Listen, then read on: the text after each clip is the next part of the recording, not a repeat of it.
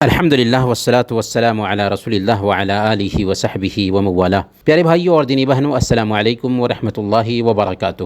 آج یوم عرفہ ہے، حجاج کرام عرفہ میں ٹھہرے ہوئے ہیں، اور ہم سب کی ذمہ داری بنتی ہے کہ جیسے حجاج کرام کو انعامات ربانی حاصل ہو رہے ہیں، ویسے ہی ہم بھی یہ انعامات حاصل کرنے کے لیے حجاج کرام کے ساتھ ہو لیں۔ اللہ کے نبی صلی اللہ علیہ وسلم نے صحیح مسلم کی روایت کے مطابق بیان فرمایا، ما من یوم اکثر من ان یعتق اللہ فیہ عبدا من النار من یوم عرفہ۔ اللہ تعالی عرفہ کے دن سے زیادہ کوئی ایسا دن نہیں جس میں بندوں کی گردنوں کو جہنم سے آزاد کرتا ہو۔ جہنم سے آزادی مل رہی ہے عرفہ والوں کو، لہذا ہم سب کو بھی زیادہ سے زیادہ دعائیں کرنی چاہیے، زیادہ سے زیادہ اللہ سے لو لگانا چاہیے۔ اللہ کے نبی صلی اللہ علیہ وسلم نے عرفہ کی دعا کی بھی وضاحت کر دی ہے، چنانچہ فرمایا سنن ترمذی کی روایت کے مطابق، خیر الدعاء یہ دعا و یوم عرفہ، سب سے بہتر دعا عرفہ کے دن کی دعا ہے، اور سب سے بہتر بات میں نے ذکر کے طور پر جو کہی ہے اور مجھ سے پہلے نبیوں نے جو کہی ہے وہ یہ ہے، لا الہ الا اللہ وحدہ لا شریک لہ لہ الملک و لہ الحمد وہو علی کل شیء قدیر۔ ہمیں بھی اس ذکر کا اہتمام کرنا چاہیے اور اللہ رب العالمین سے اپنے گناہوں کی معافی طلب کرنی چاہیے۔ آج عرفہ کا دن ہے، آج ہی کے دن اللہ کے نبی صلی اللہ علیہ وسلم نے عرفہ میں مقیم 1,44,000 صحابہ کرام کے سامنے ایک عظیم خطبہ دیا تھا۔ آج کے دن اس خطبہ کو یاد رکھنا بھی ہماری ذمہ داری بنتی ہے۔ اللہ کے نبی صلی اللہ علیہ وسلم نے سب سے پہلے نمبر پر کہا تھا، ان دماءکم و اموالکم و اعراضکم حرام علیکم، بے شک تمہارا خون، تمہارے مال اور تمہاری عزت تم پر حرام ہیں، لہذا ہمیں بھی لوگوں کے خون کی حفاظت کرنی ہے، لوگوں کے مال کی حفاظت کرنی ہے، لوگوں کی عزتوں کی حفاظت کرنی ہے۔ مال کسی کا بھی ہو، جان کسی کی بھی ہو، عزت کسی کی بھی ہو، بحیثیت مسلمان ہمیں اس کا محافظ بننا ہے۔ یہ نہیں دیکھنا ہے کہ یہ غیر مسلم کی جان ہے، غیر مسلم کا مال ہے، غیر مسلم کی عزت ہے، بلکہ بحیثیت انسان کے ہر ایک کی جان، ہر ایک کے مال اور ہر ایک کی عزت کی حفاظت کرنی ہے۔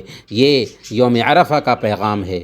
اسی طریقے سے اللہ کے نبی صلی اللہ علیہ وسلم نے یہ بھی کہا تھا، الا کل شیء من امر الجاہلیت موضوع تحت قدمی، کہ جاہلیت کی ساری چیزیں میرے قدموں تلے روت دی گئی ہیں۔ دراصل اللہ کے نبی صلی اللہ علیہ وسلم آج سے 1450 سال پہلے عرفہ میں ٹھہرنے والے سارے صحابہ کرام کو یہ بتا رہے تھے کہ تم ایک امتیازی دین کو ماننے والے ہو، جاہلیت کے طریقے تمہارے دین میں نہیں آنے چاہیے۔ لیکن افسوس کہ ہم نے ہندو سماج سے کتنی روایتیں اڈاپٹ کر لی ہوئی ہیں اور ان کو اپنی زندگی میں اتارے ہوئے ہیں۔ جہیز کی اعلانت کیا ہے، اور شادی بیاہ میں غیر شرعی رسوم و رواج کتنے سارے ہیں، برسی، تیجا اور 40واں اور دوسرے رسوم و رواج کتنے سارے ہیں جو آج ہمارے سماج میں پنپ رہے ہیں۔ یوم عرفہ کا پیغام ہے کہ جاہلی روایتوں کو اپنے سماج سے دور کریں۔ اللہ کے نبی صلی اللہ علیہ وسلم نے یوم عرفہ میں خطاب کرتے ہوئے یہ بھی کہا تھا، فاتقوا اللہ فی النساء، عورتوں کے بارے میں اللہ کا ڈر رکھنا۔ لہذا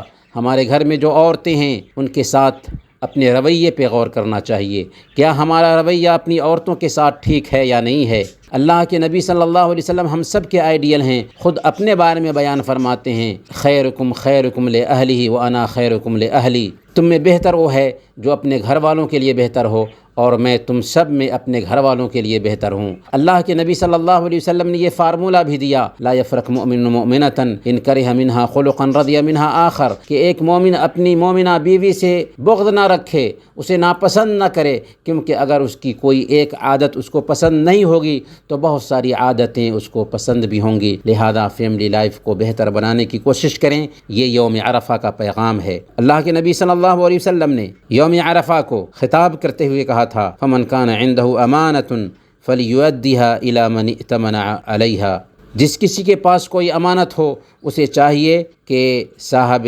امانت تک وہ امانت پہنچا دے۔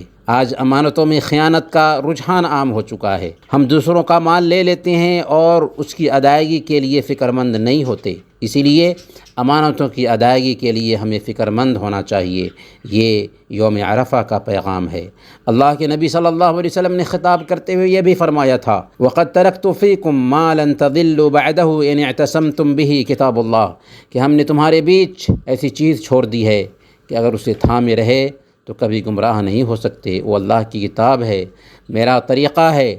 لہذا آج بھی ہم فرقہ بندی سے نکلنا چاہتے ہیں، گروہ بندی سے نکلنا چاہتے ہیں تو قرآن اور حدیث کو معیار بنائیں، قرآن اور حدیث کو ویسے ہی سمجھیں جیسے صحابہ نے سمجھا تھا۔ ساری گروہ بندی ختم ہو جائے گی، ساری فرقہ بندیاں ختم ہو جائیں گی اور ہم سب کے سب ایک ہو جائیں گے۔ پیارے بھائیوں اور دینی بہنوں، یہ باتیں ہم نے اس لیے عرض کی ہیں کہ عرفہ کے دن کے حوالے سے یہ باتیں ہمارے ذہن میں بیٹھی رہیں اور ہم اپنی زندگی میں بھی عرفہ کے پیغام کو برت سکیں۔